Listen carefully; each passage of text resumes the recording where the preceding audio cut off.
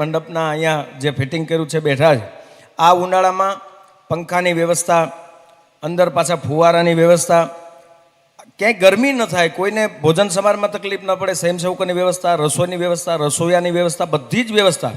હવે આને ઊભું કરતાં કમસે કમ 1.5-2 મહિના તો લાગ્યા હશે. એ બધા જ 1.5-2 મહિનાનો એને થાક નથી લાગ્યો. શું કામ? થાક આપણે વેટ કરી એનો લાગે, દિલથી કોઈ કાર્ય કરો ને એનો થાક ન લાગે. કથામાં બાપજીએ કીધું કે ઊંઘ ક્યારે આવે, આપણે ખેંચી લઈએ, આપણને બાંધછોડ હોય છે, પણ વક્તા તરીકે જ્યારે વ્યાસપીઠ પરથી વ્યાસ સ્વરૂપે એના મુખમાંથી નીકળેલી વાણી, એટલે અહીંયા આપ સૌના માટે આ સારી વ્યવસ્થા છે એનો બધાએ આપણે લાભ લેવાનો છે. ત્યારે અહીંયાથી સંધ્યા આરતીમાં હર વર્ષે જ્યારે કથા કરીએ છીએ ત્યારે આપણે અહીંયાથી એક એવું આયોજન રાખતા હોઈએ છીએ કે ભાઈ ચડાવો કરીએ તો કદાચ કોઈ પૈસાવાળા લોકો હોય એ જ આરતીનો લાભ લઈ શકે. તો અમુક લોકો એવા પણ છે કે જેને ધાર્મિકતામાં સનાતન ધર્મ સાથે જોડાવું છે, જેમના પાસે પૈસા નથી, એના માટે શું? તો ઘણીવાર અમે બેસીને મનન ચિંતન કરતા હોઈએ ત્યારે અહીંયા આપણે એક પિત્તળની દેવી રાખીએ છીએ, એમાં એક વાઇટ પ્રજ્વલિત કરવામાં આવશે સંધ્યા આરતીમાં.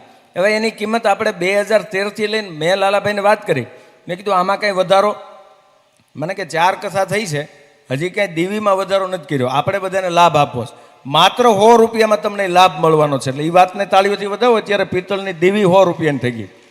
એટલે તમારા માટે થઈને તમે આના સનાતન સંસ્કૃતિના સહભાગી બની શકો એના માટે અહીંયાથી અમારી વ્યવસ્થા, હું સ્વયંસેવક ભાઈઓને ઝડપથી કહું, દેવી પહોંચાડો, માત્ર 100 રૂપિયાની કિંમતમાં તમને દેવી મળી જશે. બીજી અગત્યની વાત, અહીંયા મહાપ્રસાદ પૂજ્ય બાપજીએ જેમ વાત કરી કે આપણા પિતૃના મોક્ષાર્થે આપણા વડીલો પૂર્વજો આપણને એવું કહેતા, ચૈત્ર મહિનામાં ભૂદેવો જમાડો, ચૈત્ર મહિનામાં સાધુ જમાડો, ચૈત્ર મહિનામાં ક્યાંક આપણે એવું કાર્ય કરવું જોઈએ. તો આપણે ફરજિયાત નથી કરી શકતા, સમયની પાહાબંધી અથવા તો વ્યવસ્થાની પાહાબંધીમાં આપણે નથી કરી શકતા, અથવા તો એવડો પરિવાર હોય કે આપણે સૌ જવાબદારીમાં નથી કરી શકતા. ત્યારે કોઈ આપણા પિતૃની તિથિ આવતી હોય, આપણા પિતૃઓ કોઈ આપણે ઘણી વખત બ્રાહ્મણોને એવું જમાડતા હોય, ઘરે બધી વિધિ કરતા હોય, તો કોઈને એવી ઈચ્છા થાય કે અમારા વડીલ મુરબ્બી પિતૃની તિથિ આવે છે, તિથિ નિમિત્તે અમારે ભોજન આપવું છે, તો અહીંયા જે કથા શ્રવણ કરવા માટે લોકો આવે છે બધા જ બપોરના મહાપ્રસાદ લે છે.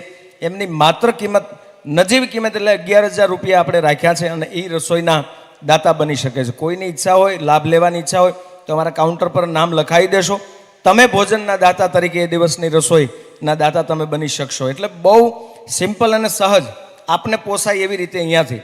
બીજી વાત, આ કથામાં આપણા ભરોસે, તળાજાની જનતાના ભરોસે, આજુબાજુ સનાતનીઓના ભરોસે આ મંડપ નાખ્યા છે, આ પંખા ફરે છે, આ ફુવારા ચાલુ છે, એ આપણા ભરોસે કર્યું છે. એટલે આપણે સૌએ મળી અને આની અંદર સહભાગી બની આના જે ખર્ચો કાઢતા પૈસા વધે, આપ સૌને ખબર છે કે આપણી જે સંસ્થા સેવા કરી રહી છે એ બધા જ જરૂરિયાતમંદ સુધી, એટલે કે ઘણી વખત પક્ષીઓને ચણ નાખવામાં આવે છે, બાળકોને ત્યાં ચણાની પ્રસાદી આપવામાં આવે છે, શનિવારે ગુરુવારે કઢી ખીચડીનું વિતરણ ચાલુ થાય છે, જરૂરિયાતમંદ લોકોના નક્ષત્રમાં મહાપ્રસાદની વ્યવસ્થા કરવામાં આવે છે. એટલે આમાં કોઈ વિશેષ બીજી પૈસા ભેગા કરી લેવાની વાત નથી. આપણે સૌ ભાગ્યશાળી છીએ, ઘણા સમય પછી તળાજા વિસ્તારને, ભાવનગર જિલ્લાને પૂજ્ય બાપજીના મુખેથી કથા શ્રવણ કરવાનો આપણને અવસર મળ્યો છે, એ આપણે ખૂબ બધા ભાગ્યશાળી છીએ. વાહ! જેની જ્યાં કથા હોય ત્યારે જુઓ સાહેબ, હું ઘણીવાર તમને એવું લાગશે કે બાપજીનો સેવક છે એટલે એમની વાત કરતો હોય છે, એવું નથી. અમે સત્ય જ્યાં ભાળી, અમને અમારા ગુરુ મહારાજે એ શીખવું છે કે બેટા સત્યનો સંગ રાખજો, કોઈ ખોટા વખાણ કરવા એ મારું કામ નથી. અમારો રોજનો ધંધો છે ને ખોટા વખાણ કરવા બેસી તો હું હજી એક સુવીમાં ન રખડતો, મારે તે ઘરનું હેલિકોપ્ટર હોય, પણ એવો ખોટો વખાણ કરવાવાળો કલાકાર નથી. પણ એવા સદગુરુ મને મળ્યા છે, અને તળાજાની આ પવિત્ર ધરતીમાં લાલાભાઈ, પછી હું હો, જેના ત્યાં ઉતારો છે અશોકભાઈ, આપ સૌ બાપજીના હૃદયમાં તળાજાનું જે સ્થાન છે, ઘણા સમય પછી આપણને તળાજાની આ પાવન ધરામાં પૂજ્ય બાપજીની કથા 1008 મહામંડલેશ્વર પીઠાધીશ્વર બન્યા પછી પહેલી વખત કથા મળી છે. અને એ કથામાં રસોઈના એક દિવસ ભોજન પ્રસાદનું કંથેરિયા હનુમાન ધામ તરફથી મહાપ્રસાદ કાલનું ભોજન પ્રસાદ કંથેરિયા હનુમાન ધામ તરફથી જોરદાર તાળીઓના ગડગડાટથી વધાવો. હમણાં આ પૂનમના દિવસે હું પાલનપુર પૂજ્ય બાપજીના સાનિધ્યમાં કંથેરિયા હનુમાન ધામ પાલનપુર હનુમાન જયંતિ મહોત્સવ ઉજવવામાં આવે છે, ત્યાં મારો ડાયરો રાખેલો હતો. હર વર્ષે ત્યાં ભજન અને ભોજન બાપજીની અચૂક ત્યાં ઉપસ્થિતિ હોય છે.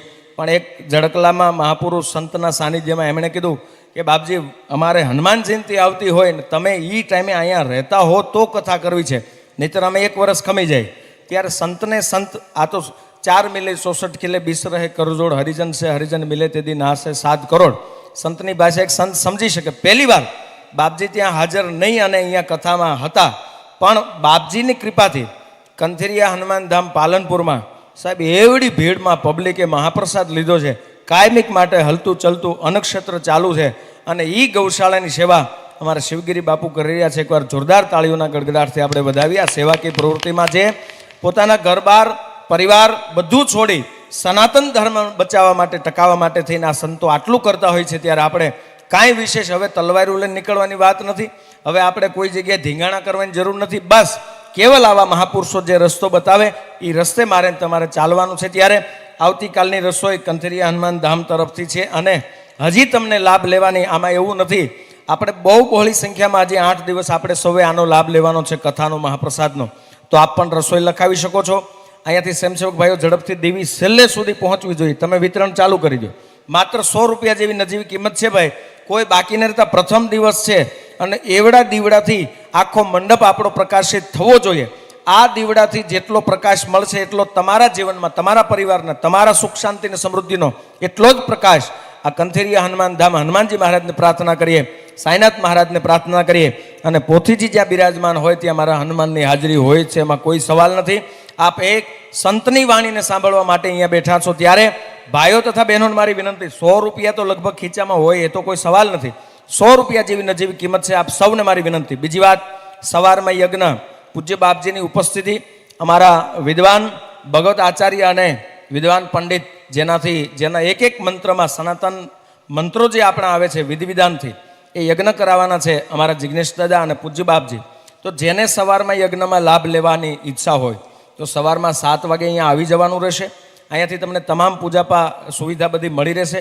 પૂજ્ય બાપજીએ જે ઘરેથી લાવવાની ચીજ વસ્તુ કીધી છે એ સબ આપ તૈયાર કરીને લેતા આવશો તો વધારે અનુકૂળ રહેશે. કારણ કે આપણા સનાતની ભગવાન એવા છે કે ઘરની વસ્તુ ત્યાં સુધી પહોંચાડીએ તો આપણા ઘરમાં રીધિ સીધી ટકી રહે, આપણા ઘરમાં અન્નપૂર્ણા ટકી રહે. અત્યારે કેવું છે, ઉતાવળ હોય ને શ્રાવણ મહિનો હોય ને તો ઓફિસે જતા જતા અમૂલની થેલી લેતા જાય ને શિવલિંગ ઉપર મોઢેથી તોડીને સીધી ધાર કરે. એમ ભગવાન રાજી નથી થતા, પાપ કરી છે. ભગવાન શિવને દૂધ ચડાવો જરૂર, પણ એવું પવિત્રતાથી ચડાવો. એવી ગાયનું દૂધ ચડાવો, કોઈટવાળી ગાયનું. બાપજી અહીંયાથી કથામાં વર્ણન કરશે. એટલે દેખાવ ખાતર નહીં. પણ હવે મારા અહીંયા જેટલા બેઠા છો, લાઈવ જોઈ રહ્યા છો, એ બધાને મારી વિનંતી છે, આ દેશના સંતો મારા તમારા સનાતન ધર્મને બચાવવા માટે આટલી મહેનત કરે છે, ત્યારે આપણે માત્ર ને માત્ર આજ ખાઈ લીધું, હુઈ ગયા, હવારે જાગ્યા, ખાઈ લીધું, પાછા હુઈ ગયા, હવારે જાગ્યા, આમ સનાતન ધર્મ નહીં બચે.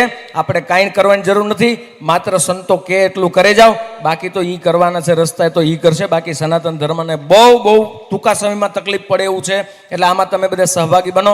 આવા જ્યાં કાર્યક્રમો થશે, આ તળાજાની જનતાના 5 વર્ષ 4 વર્ષ પછી આપણને કથા મળી છે. આ કથા એક જોડવાનું કામ કરે છે. અહીંયા નહીં ઓળખતા હોય એવા વ્યક્તિ આવશે, નહીં ઓળખતા હોય એવા સમાજ લોકો આવશે, બધા અહીંયાથી વ્યાસપીઠ એનું સન્માન કરશે, વ્યાસપીઠનું એ સન્માન કરશે. એટલે ભાઈચારો જળવાઈ રહે, એકતા જળવાઈ રહે. ગાય સેવા કેમ કરવી, સનાતન ધર્મ કેમ બચાવો, આપણે બધાની નૈતિક જવાબદારી બને છે. ત્યારે વિશેષ અને વધારે અહીંયા કાંઈ એ માટે નથી કેવું, સમયસર જે કથાનો સમય આપ્યો છે એ સમયસર સવારે બધાએ પાછું અહીંયા 9 કલાકે આવી જવાનું રહેશે. 7 વાગે તમારે યજ્ઞમાં જેને લાભ લેવાની ઈચ્છા હોય એ યજ્ઞમાં આવી જજો. બધાને ત્યાંથી પૂજાપો મળી રહેશે, પણ બાપજીએ જે કીધું છે એ ચીજ વસ્તુ ઘરેથી લાવવાની રહેશે. આ પાછી કોઈ વાતું નથી હો. જો રોકડા આવી ગયા છે અમારા, વધાવો જોરદાર તાળીઓના ગડગડાટથી. નહીંતર તમને એવું ન લાગે કે અહીંથી બોલે છે ને અહીં પાછી સ્કીમ હોય, સવારમાં પાછા ગુરુ છેલ્લો સમજી લે, એવો પ્રોગ્રામ જ નહીં. સત્યમાં બાપ દીકરાનો સંબંધ સાચો, પણ રોકડા જમા કરીને ભાઈ લ્યો અમને પહોંચ આપી દેજો. હા, બીજી વાત, આપણે અહીંયા હર વર્ષ જ્યારે કથા થઈ છે ત્યારે ઘણી વખત ક્યાંક હિતલક્ષી થતું હોય છે. મહાશિવપુરાણની કથા પંચનાથ મહાદેવે આપણે કરી. ઘણા લોકો એવું કહેતા હતા કે પોપટભાઈને બાપુ મળી ગયા છે, લાલાભાઈને પોપટભાઈ મળી ગયા છે, આ બે હપીને નવીર્યા છે, આવું બધું તો કર્યા જ કરે. ત્યારે શમશાનના વિકાસ માટે જે બાપજી કલર કર્યો, જે શમશાનની પેલી આપણે અગ્નિ સંસ્કાર કરવાની જે પેલી જગ્યા હતી એ આપણે એમાં વધારો કર્યો. અને એક સાથે લાગટમાં કે ભાઈ અહીંયા અગ્નિ સંસ્કાર થાય એટલે સીધું એના અસ્થિ તળાજી નદીમાં જાય. હવે તેદી એવી કંઈ ખબર નહોતી કે આમે શું કામ. ઘણા અમને એમ કીધું તમે ગાંડા થઈ ગયા છો, આ શમશાનમાં મળ્યા ક્યાં ભાગી જવાના છે, દિવાલની શું જરૂર છે, અહીંયા જગ્યાની શું જરૂર છે, તમને આ ફાવી ગયું છે ને તમને બાપુ મફતમાં મળી ગયા છે, બાપુ કંઈ લેતા નથી એટલે તમે મારા દીકરાઓ ફાવી ગયું, બહુ બધું કીધું. કોરોના આવ્યો ને ત્યારે જગ્યા નહોતી ને ત્યારે એ નહીં પાછા વાહો